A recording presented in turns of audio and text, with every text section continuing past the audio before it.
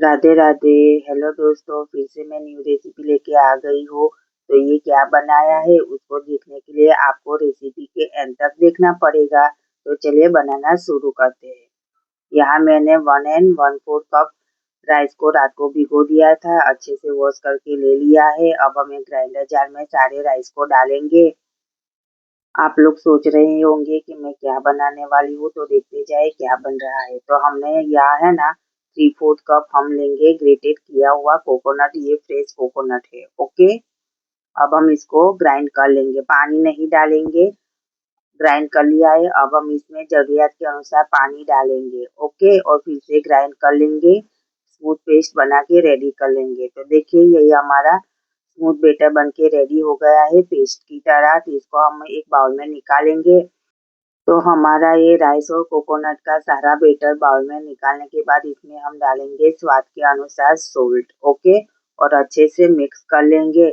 और इसमें है ना हम थोड़ा थोड़ा पानी ऐड करते जाएंगे, ज़्यादा ऐड नहीं करेंगे। ठीक है, थोड़ा थोड़ा हम करते जाएंगे और आगे मैं दिखाती जाऊंगी। ओके, अब हम इसमें डालेंगे 1 चम्मच छोटा सा इनो और 2-3 चम्मच हम डालेंगे पानी और फिर से मिक्स कर लेंगे। ओके, देखिए ज़रूरत के अनुसार ही पानी डालेगा, इसलिए मैं बोल रही हूँ कि अगर बेटर पतला हो जाएगा तो डोसा अच्छे से नहीं बनेगा, क्योंकि हम बना रहे हैं कोकोनट डोसा।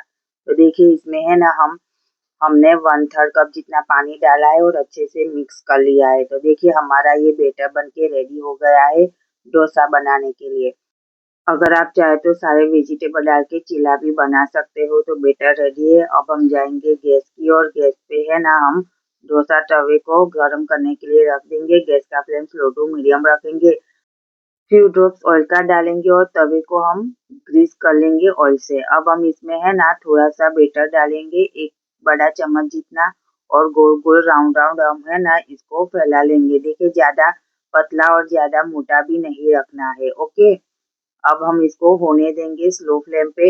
हो जाने के बाद हम इसको पलटाएंगे और दूसरी साइड होने देंगे। ज़्यादा टाइम नहीं लगता है इसको बनने में। ठीक है, तो देखिए ये हमारा रेडी है कोकोनट डोसा। ठीक है, अब हम इसको निकालेंगे और दूसरा बना के रेडी करेंगे। तो इसी प्रकार से मैंने सारे बना के रेडी कर लिए। दूसरे मैंने जाड़े भी रखे थे और दूसरे मैंने पतले भी बनाए थे। दूसरे मैंने है ना थोड़ा सा थिक भी बनाया था। तो इसी तरीके से मैंने सारे अनुभव कर लिए, बड़े छोटे मोटे सब बना के। ठीक है, तो ये दूसरा भी रेडी है। तो सारा हमने इस तरीके से बना के रेडी कर लिया है। तो इसको भी हम पैन में से निकाल लेंगे तवे पर से और गैस का फ्लेम बंद कर लेंगे। अब हम आगे की प्रोसेस करेंगे। इसके लिए स्पेशल चटनी बनाएंगे। ओके, अब हम एक ग्राइंडर डालेंगे, उसमें थोड़ा सा कोकोनट डालेंगे और ये है ना डालिया दाल है वो थोड़ी सी डालेंगे। थोड़ा सा हरा धनिया डालेंगे, एक ग्रीन चिली डालेंगे, आधी चम्मच जीरा डालेंगे, स्वाद के अनुसार सोल्ट डालेंगे, लेमन डालेंगे, आधा सा शुगर डालेंगे और थोड़ा सा पानी डाल के हम इसको ग्राइंड कर लेंगे और हमारी ये चटनी बन के रेडी हो जाएगी। ठीक है, फिर हम आगे की प्रोसेस दिखाएंगे कि चटनी हमें कितनी गाढ़ी और कितनी पतली चाहिए। ओके, चटनी को एक बाउल में निकालेंगे और ग्राइंडर जार में थोड़ा सा पानी डालेंगे और वही पानी हमें ना इसके अंदर भी डाल देंगे।